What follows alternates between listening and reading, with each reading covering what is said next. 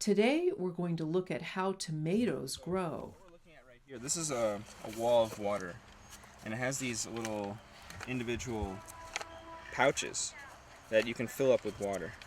And in climates like Gallup, where the nights are very cold into, even late May, when we want to get plants in the ground, what we'll do is we'll put this around a seedling, like this, and it'll have all this water in it, so it'll be quite heavy. And during the day, the desert sun will warm up all of the water inside this.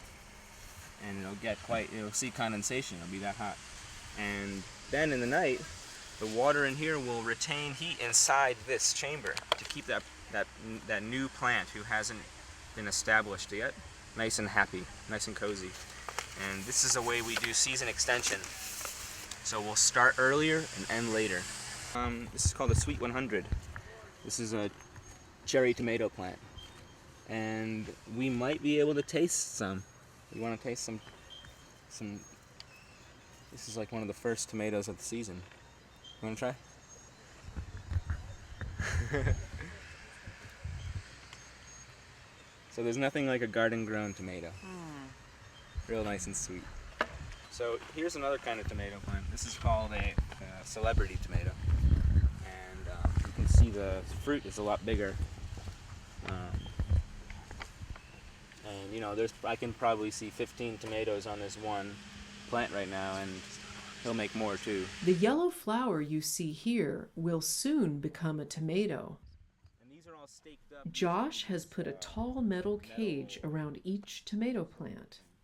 And the reason why we do that is so otherwise this tomato would flop over and be very unhappy. And if these leaves are touching wet ground, they can get sick. They'll get bacteria and it'll die. So we try to keep the leaves off the ground. So here we're looking at a tomato plant that it kind of looks a little sad. What it needs to be done to it is some kind of cage like we had at Oñate that keeps it upright. And you'll see that has a lot of these dead leaves. This could be because a lack of water. It could be because they are touching the ground. Could be a lot of things. But it's doing well enough to produce some ripening fruit. Now we're going to visit another farmer in Flora Vista, New Mexico. Mr. Elder is showing us tomato seedlings in his greenhouse. So we'll just simply pinch these off. I tell everybody if this hurts to watch, close your eyes, because I'm going to do it anyway. And we'll bury this deep. Now this does not have to be in a hole this deep. It can be buried in a trench. This will still grow. We can actually tie this up in a ball and shove this in the ground. The shape of this does not matter underground. What matters is getting this down low so we have a small amount sticking out of the ground. We have less exposure to wind damage. It's not going to break off. And the more stem I put underground, the bigger the root system I can grow, so the bigger the plant it will support later on.